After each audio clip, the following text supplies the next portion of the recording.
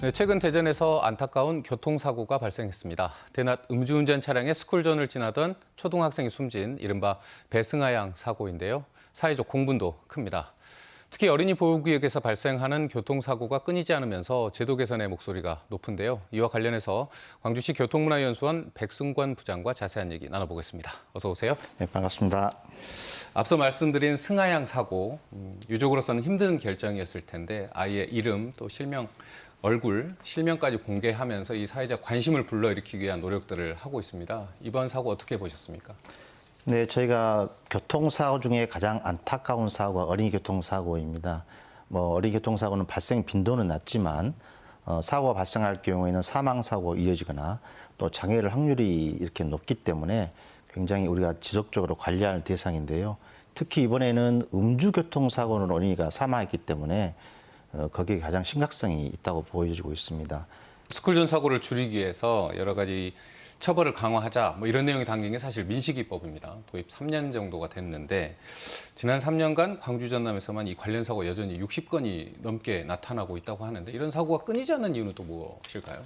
민식이법 이후에도 우리가 교통안전시설이라든지 이런 게 강화됐지만 아직도 어린이를 보호할 수 있는 교통안전시설이 좀 부족한 실정에 있고요. 아무리 강조해도 의식적인 측면인데요. 저희는 아무래도 이제 교통사고 우리나라의 현상을 분석해 보면 보행 중 교통사고가 굉장히 많습니다. 다른 선진국에 비해서 우리가 또 5배 정도 높은데요. 그 말을 반대로 생각해 보면 우리가 아직도 차량 중심의 교통문화를 갖고 있다는 겁니다. 그래서 이게 보행자, 교통약자를 보호할 수 있는 이 사람 중심의 교통문화가 부족하다 보니까 아무래도 교통사고가 발생 건수가 높게 나타나고 있다고 보여집니다. 여러 가지 좀 지적해 주셨는데 최근에도 이 스쿨존 내 제한 속도를 좀 가변적으로 운영하자. 그러니까 쉽게 말씀드리면 아이들이 많이 다니는 등하교 시간에는 30 제한 속도를 30으로 만들고 또 등하교 시간이 아닌 시간엔 이를 좀 완화해서 이렇게 운영해 보자. 이런 가변 시스템 운영에 대한 이야기들이 시범 운영이 되고 있고 또 정부에서는 이런 부분을 확대하겠다. 이런 이제 방침들을 또 내놨는데 어떻게 보십니까?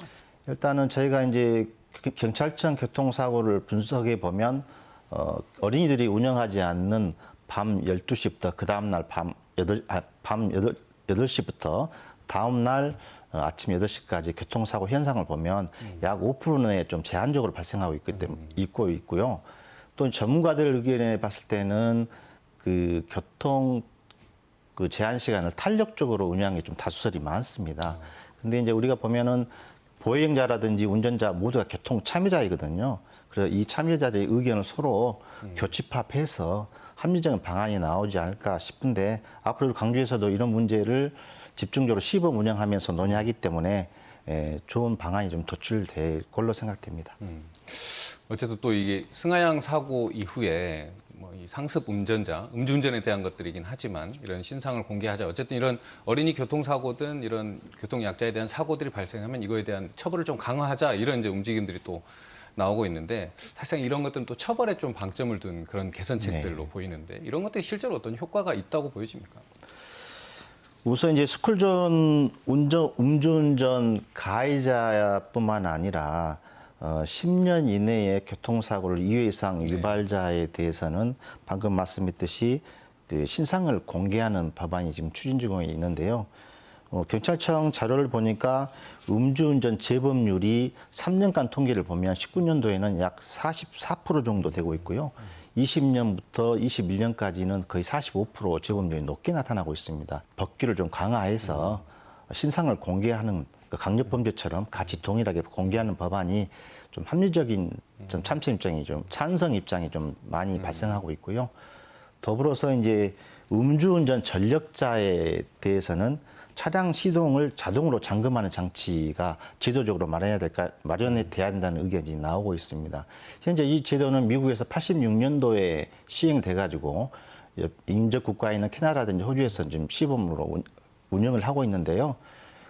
미국 같은 경우에도 보면 이 제도를 시행한 이후에 음주교통사고가 절반 정도로 감소하는 현상을 봤을 때 우리나라도 이렇게 음주교통사고로 전력자에 대해서는 강제적으로 차량 시동을 이렇게 방지하는 법안이 법제화될 필요가 있다고 생각됩니다. 그럼 다른 나라들의 이 교통안전 관리는 어떻게 하나? 특히 이 스쿨존 관리와 관련해서는 우리가 어떤 것들을 좀 참고할 수 있을까? 이런 거에 대한 좀 이야기도 전해주시죠. 스페인 같은 경우는 어린이 교통사고가 가장 적은 나라이거든요.